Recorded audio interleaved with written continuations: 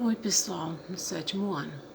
Veja, aqui nós temos nosso primeiro conteúdo direto, ligado à geografia que nós vamos estudar esse ano, tá gente? Então, dentro da disciplina de geografia, hoje o conteúdo é sobre a formação territorial, formação do território brasileiro ou formação territorial brasileira, como costumamos falar. E lá no livro nós temos página 14 até a página 21, onde nós podemos, aliás, vocês podem estar fazendo uma leitura para compreender melhor sobre o tema, tá?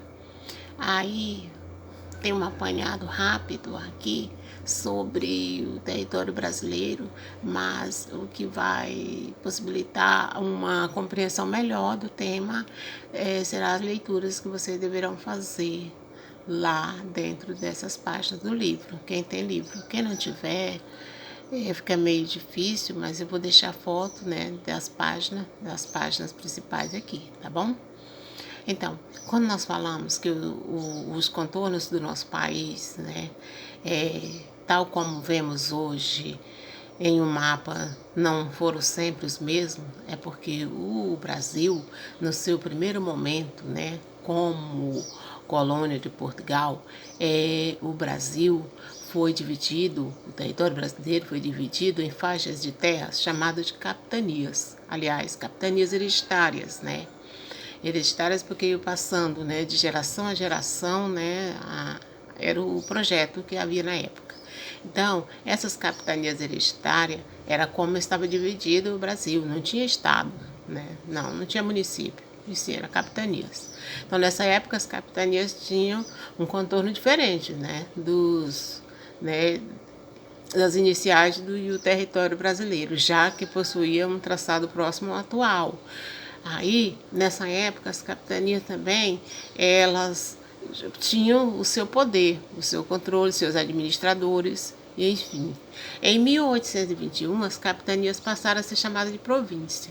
Aí, mais uma mudança, dentro do espaço geográfico. Ao invés de capitanias, esse espaço passaram a ser chamado de província, E, veja só, os estados, nome que conservo até os dias atuais. Então, ao longo do tempo, vem mais uma organização do nosso território, do espaço territorial do Brasil, chegando ao Estado. Em 1821, as capitanias passaram a ser chamadas de província.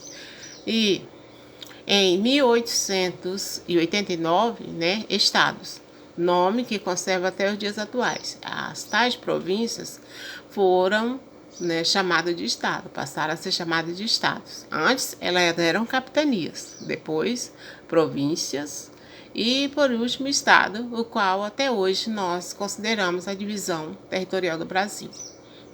Os limites territoriais do Brasil, definido em 1904, vale ainda hoje. A divisão dos estados, porém, sofreu mudanças. Mudanças assim, porque surgiram novos estados, como o estado do Tocantins, em 1988, que é o estado mais jovem, dentro do território brasileiro, o estado do Tocantins. Então, e se surgem outras alterações no nosso mapa também, aumentando o número de estados, Isso é caso surja, O processo de formação do território brasileiro durou 4 séculos.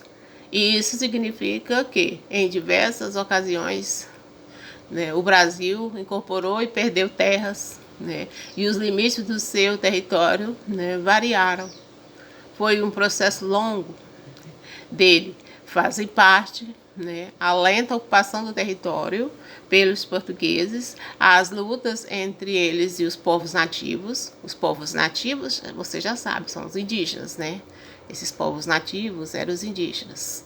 Aliás, são os indígenas. A disputa pela terra com invasores e a busca de riquezas. Porque, na verdade, não eram só os portugueses que se interessavam pelo Brasil. Havia outros grupos que também tiveram interesse. Mas como os portugueses já estavam na liderança, acabou que eles ficaram como colonizadores, né? Eles se apossaram e colonizaram o país, né? E eles afastaram os outros que se interessavam também na área. O território brasileiro atual formou-se, agora mesmo, o território brasileiro atual formou-se através dos processos de ocupação e do desenvolvimento de atividades econômicas, que tiveram início no período de colonização. Costuma-se dividir a história desse processo em 4 fases relacionadas aos séculos em que ocorreram, né? Século XVI, século XVII, XVIII e XIX. Como se divide, né, as fases desse desenvolvimento, né, econômico do nosso país. Aí quando se coloca que a atividade econômica, gente, corresponde justamente às atividades que geram lucro. As atividades econômicas são atividades que se desenvolvem com o objetivo de gerar lucro, né, para sustentar a sociedade de um país, né, para organizar e manter organizada economicamente a sociedade do país, tá bom, gente? É por isso que elas recebem esse nome.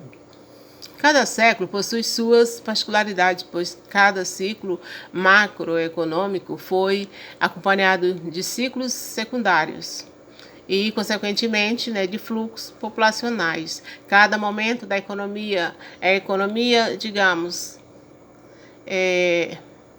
a economia da cana-de-açúcar, vê um fluxo migratório, vem pessoas para trabalhar na cana-de-açúcar, depois vem, nós iniciamos pelo pau-brasil, vou colocar aqui, aí depois vem drogas do sertão, cana-de-açúcar, período de mineração, tudo foram etapas da economia, né, de desenvolvimento econômico a princípio do nosso país, tá? Vem o café também, o plantio do café e assim sucessivamente. A atividade, né?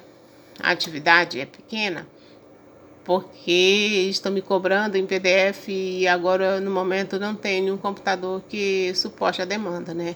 Então nesse momento você responda essa questão aqui. Aí depois nas próximas aulas vocês mandem pronta na próxima aula, essa daqui envia pronta e nós vamos discutir as outras. Essa aqui o processo de formação do território brasileiro, né, durou 4 séculos. Isso significa que, aí você conclui a questão, ok?